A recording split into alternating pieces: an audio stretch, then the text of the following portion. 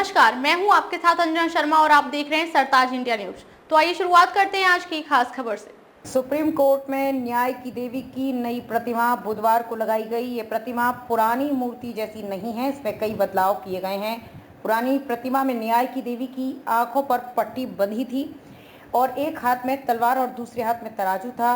आंखों पर पट्टी बंधे होने के कारण कानून को अंधा कहा जाता था, लेकिन नई प्रतिमा में आंखों से पट्टी हटा दी गई है। जिस हाथ में तलवार था, अब उसमें संविधान थमा दी गई है। पहले की तरह जिस हाथ तराजू होता था, वो उसी तरह नई प्रतिमा में है। सुप्रीम कोर्ट में जजों की लाइब्रेरी में न्याय की देवी की नई प्रतिमा लगाई गई है। आइए जानते हैं प्रतिमा में बदलाव करने के मायने क्या है। आंखों पर पट्टी और हाथ में तलवार का क्या है अर्थ। न्याय की देवी की नई मूर्ति चीफ जस्टिस डीवाई चंद्रचूड़ की पहल पर लगाई गई है। पुरानी मूर्ति में कानून की देवी की आंखों में जो पट्टी बंधी थी, हाथ में जो तलवार थी, उसका एक खास अर्थ था। आंखों पर पट्टी बंधी न्याय व्यवस्था में समानता को दर्शाती है।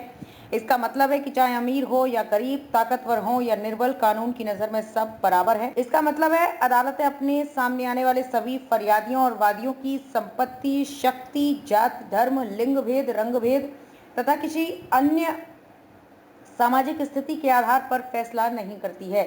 न्याय की देवी के हाथ में तलवार होने का मतलब था कि दोषियों को दंडित करने की शक्ति भी कानून के पास है। क्या है नई मूर्ति की खासियत? पहली, जजों की लाइब्रेरी में जो न्याय की देवी की नई मूर्ति लगी है, वो सफेद रंग की है। दूसरी, नई मूर्ति के कपड़े में भी बदलाव किया गया है। भारतीय परिधान साड़ी पहनी हुई नई मूर्ति है। तीसरी, मूर्ति के सिर पर एक मुकुट भी है, जिस तरह पौराणिक कथाओं में देवियों के सिर पर मुकुट होने का वर्णन किया जाता था। चौथा, नई मूर्ति के माथे पर बिंदी लगी है, आभूषण भी नहीं, मूर्ति को पहनाया गया है। पांचवा, नई मूर्ति के एक हाथ में पहले की तरह तराजू है, लेकिन दूसरे हाथ में तलवार की जगह संविधान है। मूर्ति के एक हाथ में जो तराजू है, वो ये दिखाता है कि कोर्ट किसी भी फैसले पर पहुंचने से पहले दोनों पक्षों की बात को ध्यान से सुनता है। तराजू संतुलन का प्रतीक है। मूर्ति में क्यों किया गया बदलाव? प्रधान न्यायाधीश डीवाई चंद्रचूड़ की पहल पर नई प्रतिमा लगाई गई है। सीजेआई मानते हैं कि कानून अंधा नहीं है, बल्कि कानून सभी को समान मानता है। इसी कारण आंखों से पट्टी हटाई गई है। प्रधान न्यायाधीश का मानना है कि प्रतिमा के एक हाथ में संविधान होना चाहिए, तलवार नहीं, ताकि देश को संदेश जाए कि वो संविधान के हिसाब से न्याय करती है।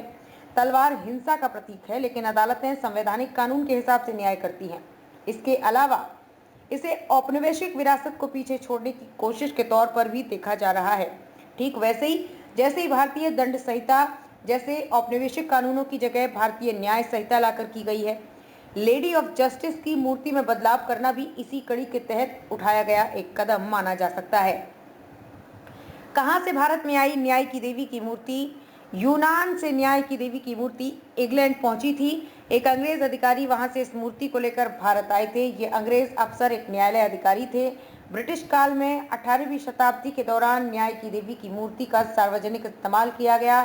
बाद में जब देश आज़ाद हुआ तो हमने भी न्याय की देवी को स्वीकार किया।